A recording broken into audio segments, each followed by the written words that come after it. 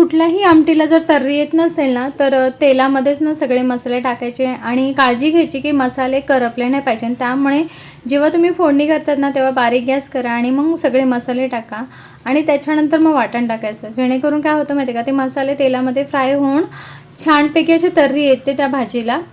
तर आज आहे ना मी डुबुक वड्यांची भाजी बनवते. डुबुक वडे म्हणजे काय असं माहिती आहे का, पाटवड्याचं जसं असतं ना, पाटवड्या रस्सा वगैरे त्या प्रकारचंच असतं. इथे छान असं मटणाचं जे वाटण आपण काढतो ते वाटण घ्यायचं आणि आता हे बेसन माझ्याकडे इतकंच उरलेलं आहे. आता त्याच्यामध्ये पण बऱ्यापैकी सगळेच मसाले आपण टाकून घ्यायचे, थोडे थोडे क्वांटिटीमध्ये टाकायचे. कोथिंबीर टाका छानपैकी आणि त्याचे वडे सोडा. आता वडे सोडताना तुम्हाला मी नंतर व्हिडिओ शेअर करते. आधी हे जे काही भाकऱ्या मी बनवते ना, आजकाल मला भाकऱ्यांवरती प्रेम यायला लागलं आहे बिकॉज ऑफ, कारण की अहोंना मी सांगितलं होतं की आता पण किराणामध्ये गहू बाजरी वगैरे भरायचं ना, आपण डायरेक्टली जेव्हा जेव्हा आपल्याला लागेल ना तसं तसं आपण जाऊन आपण घेऊन यायचं, स्वतःहून बघायचं, चेक करायचं. कारण की मी त्यांना सांगितलं होतं किराणावाल्यांना की मला महागाचंच गहू द्या जे लास्ट प्राईज असते आणि प्लस आपलं ज्वारी बाजरी पण मग ते किराणातून सामान येतं ना तेव्हा त्या भाकऱ्या अजिबात चांगल्या बनायच्या नाही आणि त्या खायला पण इतक्या छान नाही वाटायच्या. मग मला असं वाटलं की मला भाकऱ्या येत नाही की काय, असं मला माझं भ्रम झालं होतं की मला काय आता भाकऱ्या जमणारशीर झालं नाही. पण नंतर मी विचार केला की आपण काय करूया, स्वतःहून जाऊनच घेऊन येऊया. मग जेव्हा जेव्हा आता आम्ही स्वतःहून जाऊन ज्वारीचं किंवा बाजरीचं पीठ किंवा गव्हाचं पीठ घेऊन येतो ना, आणि आता इतक्या सुंदर भाकऱ्या होतात ना. आता तुम्हाला हीच भाकरी दाखवते बघा, इतकी सुंदर झाली ना.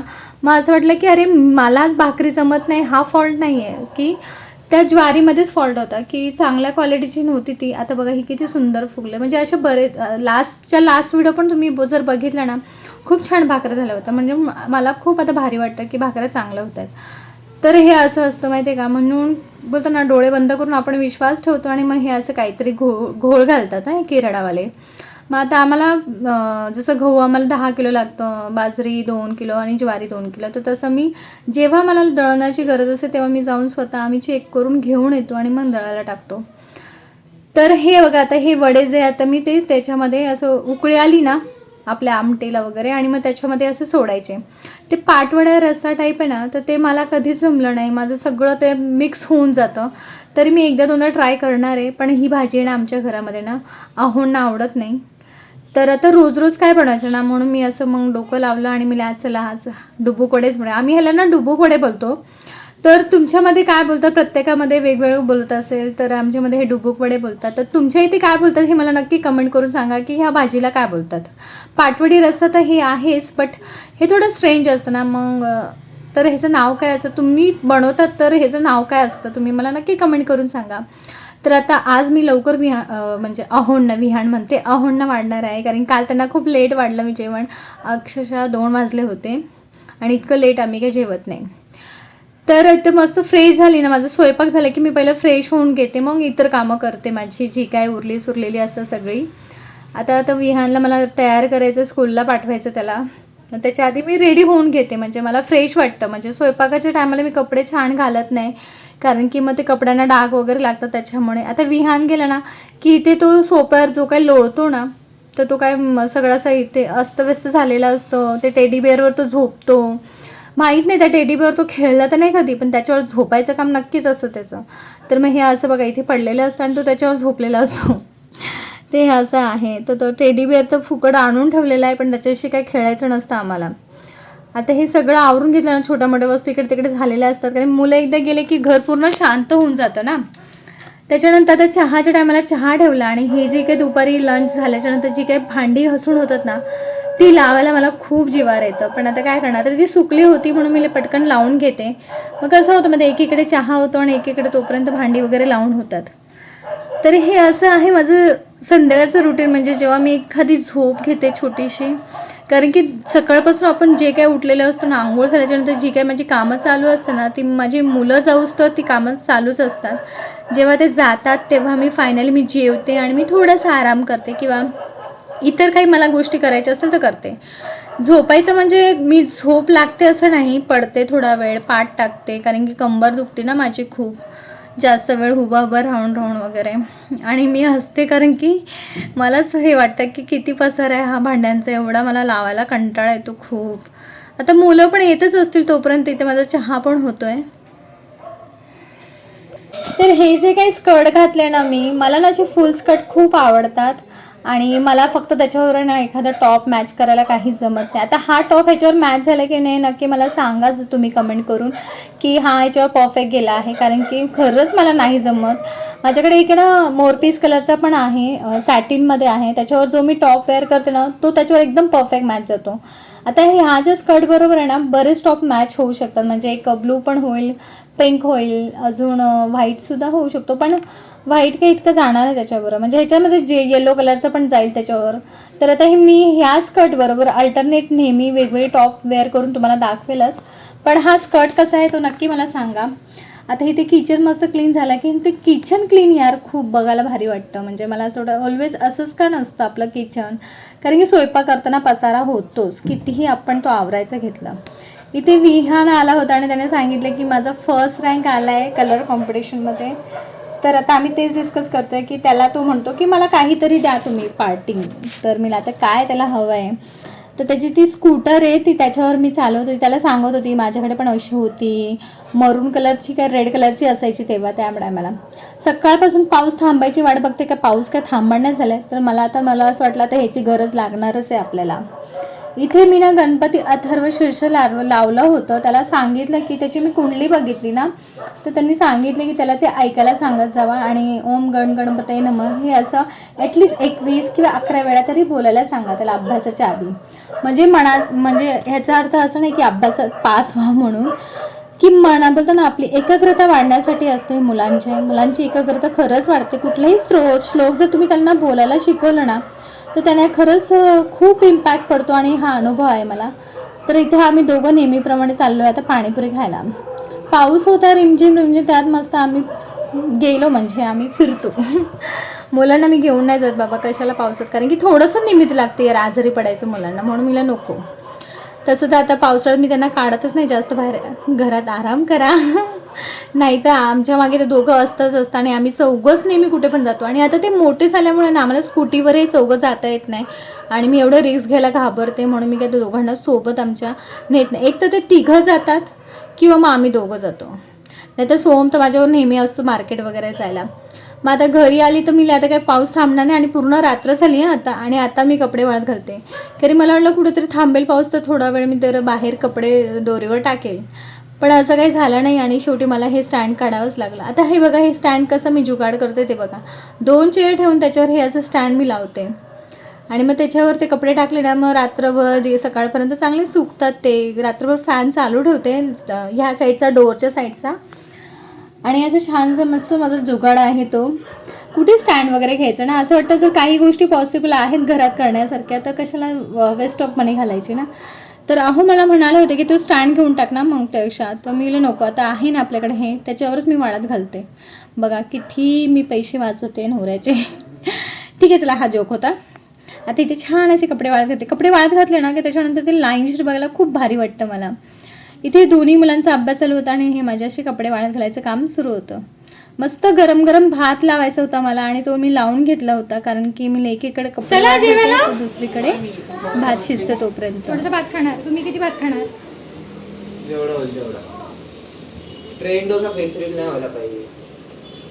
अभ्यास करा अभ्यास.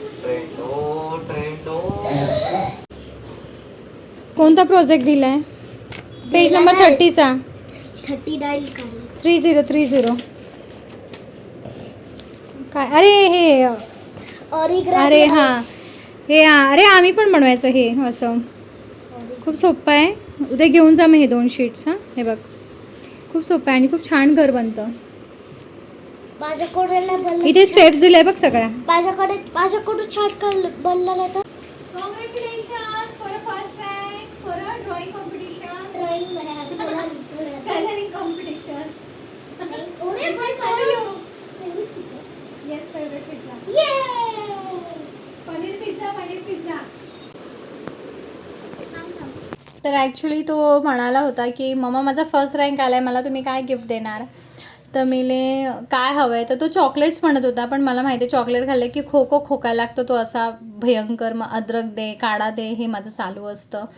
तर आम्ही पाणीपुरी खायला गेलो तेव्हा आम्ही मिल्कशेक घेणार होतो त्यासाठी, पण ते म्हणाले मिल्कशेकने पण त्याला खोकला येतो. मग म्हणले चला त्याला पिझ्झा देऊ. एखादा स्लाईस खातो तो, काय असं पूर्ण पिझ्झा खात नाही, पण तेवढा स्लाईस म्हणून त्याला एक ट्रीट दिली आम्ही. आणि हे पिझ्झाबरोबर आम्हाला ही अम्ब्रेला मस्त फ्री भेटते. गेल्या वर्षी पण आम्हाला मिळाली होती, ती तुटली. तर आता ह्या पिझ्झाबरोबर ही सुद्धा आम्हाला भेटली. ईट क्लबमधून ती आम्हाला भेटते म्हणजे गिफ्ट म्हणून. तर उद्याची तयारीसाठी म्हणून मी ते राजमा भिजत घालते, कारण की तिघांनाही यात राजमा आवडतो. मला सोडलं तर मला राजमा अजिबात आवडत नाही, माहीत नाही काय, पण तिघांना खूप आवडतो, खूप म्हणजे खूप. आता ते सकाळी नाश्त्याला जर त्यांना कळलं राजमा बनवला आहे तर तेच दे करणार आहेत.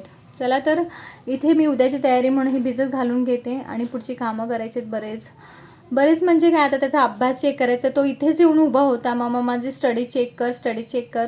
त्याला म्हणले ठीक आहे, जर पटकन व्हायला पाहिजे ना तर तू माझं शूट कर, मग मी तुझी स्टडी चेक करून घेते. कारण त्याला मी होमवर्क म्हणजे एक स्टडी देऊन गेले होते ना, लास्ट चॅप्टर ॲडिशन सबट्रॅक्शनचा, तर तो चेक करायचा होता. तोपर्यंत मला नेबरचा माझा स्पून भेटला. तिचा स्पून माझ्याकडे होता आणि तो आम्हाला काही सापडत नव्हता. मग तिला मी तो नेऊन दिला. तेवढ्यात विहान आला माझ्या मागे आणि बोलला त्यांना सांग ना मम्मा मला फर्स्ट रँक आला म्हणून. तर त्यांनी त्याला लगेच चॉकलेट्स दिले खूप सारे. बघा, म्हणजे त्याने विश केलं की मला चॉकलेट्स हवे आणि त्याला तर सगळी कामं झालेली आणि रिलॅक्स झालेली मी खूप. म्हणजे आज आमचं आणि आताशी फक्त 11:15 व्हायला आले. 11:15 झाले, पावणे 10 झाले. तर खूप लवकर सगळं झालं, जेवण वगैरे करून आमचं वगैरे. आणि आज बाहेर जाऊन आली, मी ह्यांचा अभ्यास घेतला. आज मॅथ्स होतं. मॅथ्स असलं ना की मला काही जास्त टेन्शन नसायचं अभ्यास. मॅथ्सचं त्याला ना मी त्याचा लास्ट लेसन राहिलेला ए पार्टमधला. आता आम्हाला बी पार्टमध्ये जम्प करायचं आहे. म्हणजे आता आम्ही एंटर करणार आहे बी पार्टला. पण ए पार्ट आता आज आमचा मॅथ्सचा कंप्लीट झाला आहे बऱ्यापैकी. बरा पोर्शन झाला आहे आमचा कवर आहे ना. व्ह्यू पोर्शन आपला कवर व्हायला लागला आहे ना आता स्टडीचं. तर मॅथ्स असलं की मी एकदम टेन्शन फ्री असते. मग त्याचं लास्ट लेसन ए पार्टचं हे होतं, सबट्रॅक्शन ॲडिशन्स वगैरेच होतं. मग मला माहिती आहे हा खूप छान करतो ॲडिशन सबट्रॅक्शन. मग त्याला मी तो होमवर्क देऊन गेले की हे सगळं करून ठेव, मी आल्यावर चेक करेल. आणि मी गेली पाणीपुरी खायला, असं झालं. तर हे असं असतं. बाकीचे विषयाचं पण तो त्याचं करतो, पण मी रीडिंगकडे लक्ष देते की रीडिंग बरोबर करतो की नाही. चला, तर माझा हा दिवसभरचा जो काही रुटीन होता तो तुम्हाला आवडला तर नक्की चॅनलला लाईक करा, शेअर करा, सबस्क्राईब करा, जेणेकरून माझे व्ह्यूज वाढतील किंवा तुमच्या कमेंटने मला मोटिवेशन मिळेल. कमेंट करा करा. आणि ठीक आहे, अजून काय, तर मी कसं एडिटिंगमुळे थोडं लेट होतो मला. 11:30 पावणे 12 होतात. आणि तेवढं वाजून पण मग मला रात्री 3-3 वाजेपर्यंत आजकाल झोप येत नाही. आणि मला असं वाटतं ते चांगलं नाही ना माझ्या हेल्थला. आणि मग तू सकाळी ना असं फ्रेशनेसच नसतो. मग आता मी खूप प्रयत्न करणार, डोळे बंद करते तरी मला झोप येत नाही. आणि हे असं 3-3 वाजेपर्यंत मी रात्री ते 2-2:30ला उठून पाणी वगैरे प्यायला जातो किचनमध्ये. तर ते आमची समोर शाळा आहे, त्याचे वॉचमन असे फिरतच असतं. ते पण बोलत असते ही बाई काय झोपते की नाही. काहींच्या घरात रात्रीचं भूत दिसते मला. हो ना, म्हणजे ना त्याच थोडं पुढे वॉचमनची जाऊन नोकरी केली तर तेवढे पैसे भेटतील, मला झोप नाही येत. चला, हा जोकचा पार्ट आहे. मला जोक करायला आवडतं, म्हणून सिरियसली घेत नका जाऊ माझ्या कुठल्या गोष्टीला. अरे आयुष्यात तसंच चिल्ड राहायचं, जाऊ दे, रोजचं आहेच काही नाही काय असतंच आपलं आयुष्य. चला, तर आय होप तुम्हाला हा व्हिडिओ माझा आवडला असेल आणि माझे व्हिडिओज बघत राहा. असं छान छान तुमच्याबरोबर मी शेअर करत राहील. आणि मला तुमच्याबरोबर माझा साडीचा व्हिडिओ शेअर करायचा आहे. तर प्लीज साडीला नाव ठेवू नका, काही बोलू नका. माझ्या जुन्या साड्या आहेत ज्या माझ्या त्याच्याशी आठवणी जोडलेल्या आहेत, तर नक्की तो शेअर करेल तुमच्यावर माझा व्हिडिओ. बरेच व्हिडिओ मला तुमच्यावर शेअर करायचं आहे, ज्वेलरी वगैरेचे वगैरे सगळे बरेच. बघू आता कसं मुहूर्त निघतं आहे. आता हे माझं डोकं दुखतं आहे खूप. आणि माणसांचं कसं असतं, डोकं दुखलं गोळी खाल्ली की जाऊन झोपतं. माझे मिस्टर तर असेच करतात, काही दुखत असेल ना गोळी घेताना मस्त असं चिल अंधार बिंधार करून झोपतात. तर ते मला बोलले आता तू गोळी खाल्ली तर आराम कर. मी हो, मग आता सुरलेलं स्वयंपाक कोण करेल, तुम्हाला जेवण कोण वाढेल, जेवणाची भांडी कोण घासेल, सगळं साफसफाई कोण करेल, असं. म्हणजे आम्ही नाही करू शकत स्त्रिया, बाबा आराम. गोळी खाऊन काम करायचं असतं उलट स्त्रियांनी. माणसं गोळ्या खाऊन आराम करतात आणि स्त्रिया गोळ्या खाऊन काम करते. उलटं असतं असं. चला तर बाय अँड गुड नाईट. आणि छान झोपा, छान स्वप्न बघा आणि सकाळचा जो सूर्योदय असतो तो छान एन्जॉय करा. लाईफ आनंदात घाला. रोजचं रडगाणं असणारच आहे, सगळ्यांच्या लाईफमध्ये असतंच काही ना काही. पण त्याच्यामधून पण आपला दिवस कसा स्पेशल होईल त्याकडे लक्ष द्या. कोणाच्या चुकीच्या वागण्याने आपला दिवस खराब करून घ्यायचा नाही. आणि हे खूप महत्त्वाचं आहे की कोणाच्याही चुकीच्या वागण्याने आपण स्वतःच्या आयुष्यावर इम्पॅक्ट होऊन द्यायचा नाही त्याचा वाईट, आणि आपला दिवस खराब करायचा नाही. आपला दिवस कसा चांगला होईल हे आपणच ठरवायचं. समोरच्यामुळे आपला दिवस खराब होईल किंवा चांगला होईल एवढं आपण त्याच्यावर का डिपेंड राहायचं, है ना? म्हणून मस्त राहा, स्वस्त राहा, हेल्दी राहा आणि हॅपी राहा. हॅपी राहिल्याने आरोग्य चांगलं राहतं. चांगलं Bye. खाल्लं, बाय. चांगले विचार केले तर आपण हेल्दी राहतो. हे खूप खरं आहे. बघा तुम्ही किती चांगलं खाल्लं आणि तुमचे डोक्यात सतत विचार, टेन्शन्स, आणि त्याच्यामुळे माणूस झुरतो, आतून खंगतो आणि त्याच्यामुळे आपल्याला 100 आजार लागतात. आता हा थायरॉईड जो असतो ना, मला तर माहीत नव्हतं एवढं, पण ज्या स्त्रिया आपल्या भावना, आपलं दुःख घट्ट मुठीसारखं जे आतमध्ये ठेवतात ना, झुरतात, त्यांनाच थायरॉईड होतो. आणि मे बी माझ्यावर असं असेल. मी माझ्यामध्ये बरेच चेंजेस केलेले आहेत आणि अजूनही मी चेंजेस करतेच. म्हणजे आपण नेहमी मोटिवेट होऊन डिमोटिवेट होतो. आज एखादा व्हिडिओ चांगला बघला, इन्स्पायरेबल, आणि आपण जसं वागायला शिकतो आणि मध्येच आपण परत ढासळतो आणि हे सतत होत राहतं आणि सतत ते इम्प्रूव्हमेंट करत राहायचं, कारण की हेच आयुष्य आहे. सतत आपण डिमोटिवेट होणार, आपण मोटिवेट होत राहायचं. आज एखादा व्हिडिओ बनवून त्या दिवशी मोटिवेट आहे पण दुसऱ्या दिवशी डिमोटिवेट असू शकतो. म्हणून रोज स्वतःलाही समजायचं की मी माझा दिवस कसा स्पेशल बनवेन. कोणाच्यावर डिपेंड राहू नका की ह्याच्या वागण्याने मला त्रास होईल, ह्याच्या वागण्याने मी आनंदी होईल, ह्याच्या वागण्याने मी टेन्शनमध्ये येईल, मी रडेल, हसेल.